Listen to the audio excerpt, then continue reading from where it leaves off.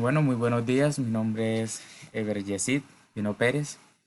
En este momento, bueno, me gustaría pues darles a conocer qué es el SARLAT, ¿sí? De pronto, en otros términos, el Sistema de Administración de Riesgos de Lavado de Activos y de Financiación del Terrorismo.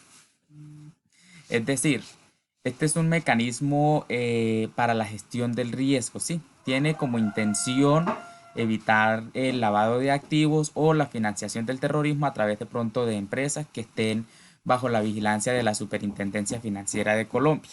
Por esto es que el SARLAT es un sistema que ha sido adoptado con el fin de suscitar la cultura de la gestión del riesgo y pues de esa manera también poder evitar el lavado de los activos o de la financiación del terrorismo, como ya lo mencionaba anteriormente, todo a través de qué? A través de las empresas. Entonces, de manera muy general, el SARLAT está compuesto por cuatro etapas, ¿sí? Y ocho elementos. En lo que tiene que ver con las etapas del SARLAT, una de las primeras etapas es la identificación del riesgo. ¿Esta qué trata? Entonces, pues trata de identificar de pronto todos estos riesgos relacionados o vinculados en cualquiera de sus formas con el levado o la financiación del terrorismo. Otra etapa es la medición de la probabilidad y el impacto del riesgo. Esto, pues, ¿qué hace? Es que las empresas que dispongan de un sistema de SARLAT tienen el poder de poder medir esa probabilidad existente de qué riesgos se pueden tener lugar y en qué caso pueden tener lugar. O, de otra manera, qué impactos puede generar. Otro es el control del riesgo, ¿sí? Entonces, además, se tienen que establecer de pronto pues una serie de medidas para el control de esos riesgos identificados. Y por último, en otra de las etapas sería el monitoreo. ¿El monitoreo de quién? El monitoreo del riesgo. Entonces, a este punto pues se considera un seguimiento a las medidas o esos indicadores específicos para medir de pronto de una manera más clara el riesgo.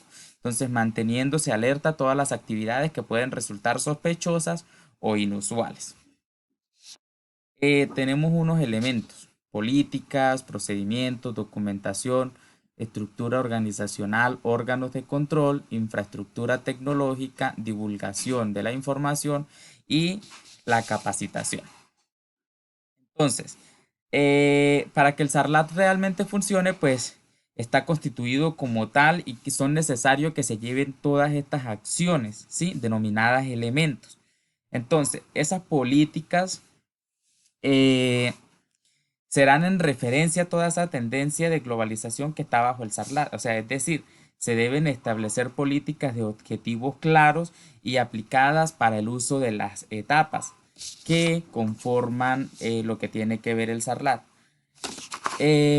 Otro de los elementos son los procedimientos. Entonces, este pues es uno de los elementos más difíciles de implementar debido a su mayor complejidad, ¿sí? Al igual que en las normas internacionales ISO, en SARLAT los procedimientos son la forma de ejecutar un determinado elemento o etapa. Entonces, en este caso, su complejidad radica en la división de los procedimientos en dos componentes: mecanismos e instrumentos, los cuales se van a identificar según su enlace. Otro elemento importante es la documentación. Entonces, evidentemente es necesario que en todas las fases, como los elementos, pues queden documentos, sí, a partir de registros que muestren un efectivo cumplimiento o una respectiva disponibilidad de la información al momento que se requiera. De esta manera pasamos a la estructura organizacional. En este caso, pues se trata de la elaboración de un esquema jerarquizado en cuanto a las facultades y todas las funciones que tiene que ver con el SARLAT. Los órganos de control, como es lógico, pues las organizaciones deben restablecer responsables del seguimiento de las evaluaciones del SARLAT. Entonces, de esta manera se denominan posibles fallos o debilidades y pueden ser solventadas por canales adecuados.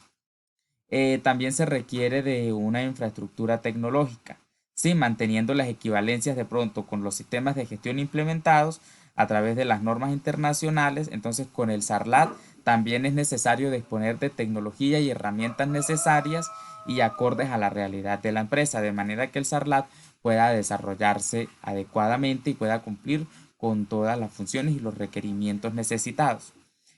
En el tema de la divulgación de la información, entonces los canales de comunicación, tanto internos como externos, pues deben ser efectivos y eficientes y que puedan brindar una información clara, de manera que nos garanticen oportunos reportes y que nos muestren la realidad de cómo está funcionando el SARLAT dentro de una empresa.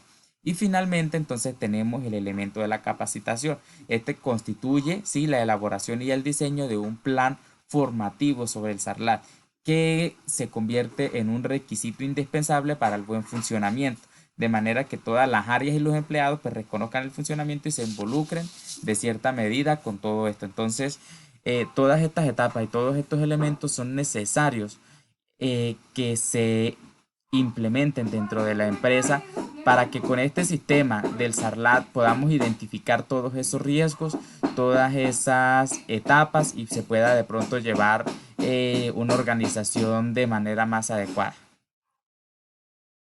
Muchas gracias.